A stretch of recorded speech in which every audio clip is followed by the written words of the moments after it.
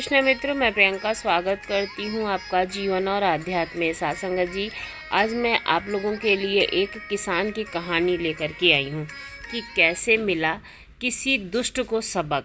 क्योंकि बहुत सारे लोग होते हैं जो दूसरों के बारे में बुरा सोचते हैं, दुष्टता करते हैं, तो उनको सबक कैसे देते हैं परमात्मा, आइए सुनते हैं इस कहानी के माध्यम से। बहुत समय पहले की बात है। एक गांव में एक सीधा साधा किसान रहता था। छोटा सा टुकड़ा था उसके पास खेती के लिए, वह भी उसी पे खेती करता था। उसका गुजारा कठिनाइयों से चलता था। परिवार में काफ़ी सारे सदस्य और धन का अभाव था। जीवन में उबा और कर्जे में डूबा हुआ था। वो रात दिन चिंता में घिरा प्रभु से प्रार्थना करता रहता था। उसने अपने छोटे से खेत को हल से जोत कर बीजा था और अब ढेले तोड़ रहा था। प्रभु की महिमा। वहाँ से एक साधु गुजरा, हाथ में एक अजीब और अनेक कोड़ों पर मुड़ी लाठी जैसे सांप, गर्दन में लटकाकर झोला, कमर में घुटनों पर कपड़े लपेटे और एक हाथ में कठौती लिए हुए। साधु ने किसान से मिट्टी सने शरीर से पसीना बहते हुए देखा। साधु को देखकर किसान ने भी ढेला तोड़ना बंद कर दिया और आश्चर्यचकित हो उसे टुकुर टुकुर देखने लगा। साधु ने उसे अपने पास आने का संकेत दिया। किसान हौले से कदम बढ़ाता हुआ उसके समीप आया और कहा, क्या कहते हो महाराज? साधु बोला, तुम्हारे पास चिलम तो नहीं? मैं चरस का सुट्टा लगाना चाहता हूँ। किसान को उसकी भाषा समझ न आई। साधु को भी लगा कि इसे मेरी भाषा समझ में नहीं आती, अतः उसने इशारों में चिलम पीना और धुआं छोड़ना दिखा दिया। किसान को अब समझ आया कि साधु हुक्का चाहता है। किसान संकेत करते हुए साधु को एक वृक्ष की छाया तले ले गया और वहाँ उसे अपना मिट्टी का हुक्का दिखाया। उसने हुक्के के पास ही बहुत छोटी सी कुल्ल्या को ताज़ा पानी में भरा तथा प्रेम से साधु के सामने रख दिया। अलाव से एक मिट्टी के टुकड़े बर्तन के टुकड़े पर अंगारे ले आया।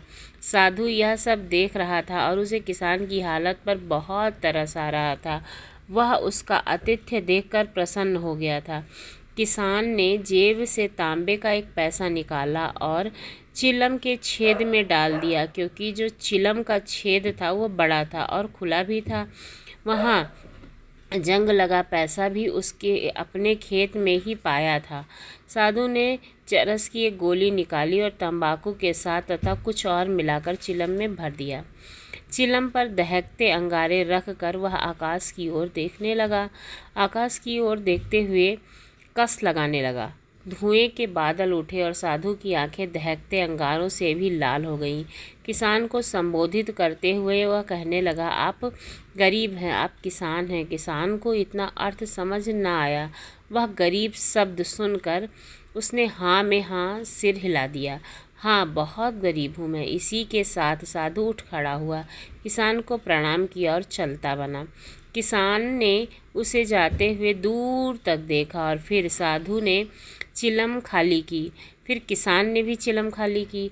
जंग लगा पैसा जो पहले लाल था अब पीला यानी कि सोने जैसा बन चुका था। उसी समय उस ओर एक गांव का सुनार आ गया।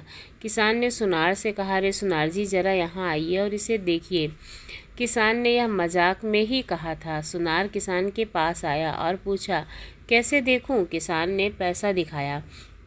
सुनार बैठ गया, कसौटी जेब से निकाली और पैसों को पूरी तरह से देखा और कहा, ठीक है, शुद्ध है। क्या इसे बेचना चाहते हो?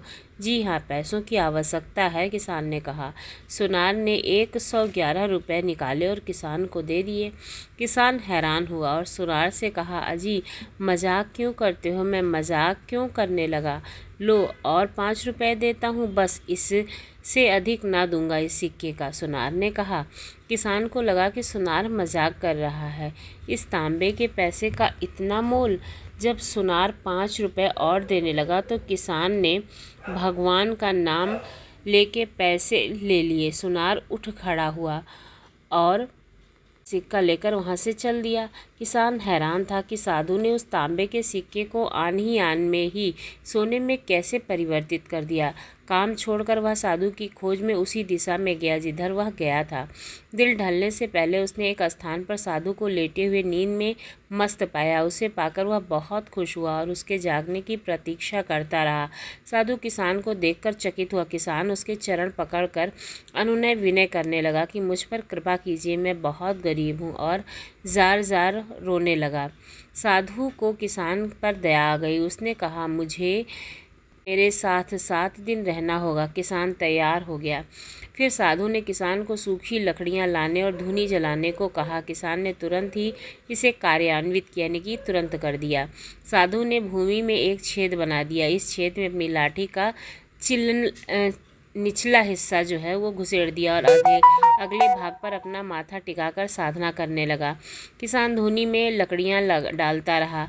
अगले दिन थोड़ा बहुत कुछ न कुछ बनाता गया और दिन काटता गया। 7वें दिन साधु द्वारा बनाए गए छेद में एकदम मोटी जलधारा निकली, जिसके आसपास जो जलमग्न कर दिया। किसान यह देखकर दूर भाग गया और चकित होकर देखने लगा, यह क्या माजरा है। फिर जल गायब हो गया और साधु ने किसान को इशारों से अपने पास बुलाया। वह साधु के पास गया। साधु ने उसे एक गोल ठिकरा दिया और कहा, लो, यह तुम्हारे लिए समुद्र से लाया हूँ। इसे घर में किसी संदूक में रखना, तुम माला माल हो जाओगे। पर यह एक बात याद रखना, इसे खोना नहीं। साधु ने अच्छी तरह से समझाने पर किसान ने ठिकरा अपनी जेब में रख लिया और साधु से विदा लेकर घर की ओर चल पड़ा। मीलों मील चलने के बाद उसे एक ज्योतिष से दिखा। किसान को ख्याल आया, क्यों ना मैं इस ठिकरा को ज्योतिष को दिखा दूं, उन्हें शायद ज्ञान हो कि यह ठिकरा के रखने से मेरा क्या कल्याण होगा कि नहीं। ठिकरा ज्योतिष को दिखाकर इसे प्राप्त करने का सारा किस्सा भी उसे सुना दिया। ज्योतिष समझ गया कि यह ठिकरा में कुछ शक्ति है और किसान से कहने लगा कि इसे एक रात मेरे द्वारा ही अभिमंत्रित करने की आवश्यकता है। किसान बहुत नादान था और ज्योतिष के कहने में आ गया। वह ज्योतिष किसान का ही पड़ोसी था। घर पहुंचकर किसान ने अपनी पत्नी को सारा वृत्तांत सुनाया। एक दिन बीत जाने पर किसान ज्योतिष के पास ठिकरा लेने गया। ज्योतिष मुस्कुरा गया और उल्टे उससे कहने लगा कि तुम बकवास करते हो। किसान ने बहुत कुछ कहा और चिल्लाया, पर किसी ने उसकी ना सुनी। लोगों ने उससे कहा कि तुम पागल हो गए हो। तुम बहुत पछताया और परेशान हो गया। सोच विचार के बाद वह फिर साधु की खोज में निकल पड़ा। पूरे दिन की खोज के बाद उसे साधु मिल गया और रोते रोते उसने सारी की बात सुना दी। किसान ने साधु के पैर पकड़ लिए और फिर बहुत अनुनय विनय की। साधु मन ही मन कहने लगा कि यह नादान है जो ठिकरा उसके हाथ दिया। विवश होकर साधु ने किसान से तुरंत आग जलाने को कहा। साधु ने आग में अपना चिमटा लाल सुर्ख कर दिया और पूरी शक्ति से उसे जमीन में गाड़ दिया। चिमटे के गड़ते ही ज्योतिष साधु के पास धड़ाम से गिर गया। साधु ने उससे कहा, अरे नीच, तुमने इस सीधे साधे इंसान को क्यों लूटा? यह बेचारा गरीब और भावग्रस्त है। ज्योतिष पर जैसे वज्रपात हो गया। वह भगवान जाप करने लगा। जेब से ठिकरा निकाल के दिया और बाल बाल बच गया। किसान ने अपना ठिकरा लिया और साधु से विदा लेकर चल पड़ा। ज्योतिष को दंड मिला कि वह पूरे 1 महीने तक जंगल से अलाव के लिए सूखी लकड़ियां इकट्ठी करके लाए, तभी उसकी जान बख्श दी जाएगी। किसान 1 महीने में ही अपने क्षेत्र का बड़ा व्यापारी बन गया। ज्योतिष जब लौटा और पछताया। वह किसी को भी अपना मुख दिखाने लायक नहीं था। उसे सबक मिल चुका था। इसलिए कभी भी किसी के बारे में गलत और बुरा नहीं सोचना चाहिए। उसका सबक आपको बुरा ही मिलता है। आपको ये कहानी कैसी लगी ज़रूर बताइए। अच्छी लगी हो तो चैनल को सब्सक्राइब करना ना भूलिए। धन्यवाद।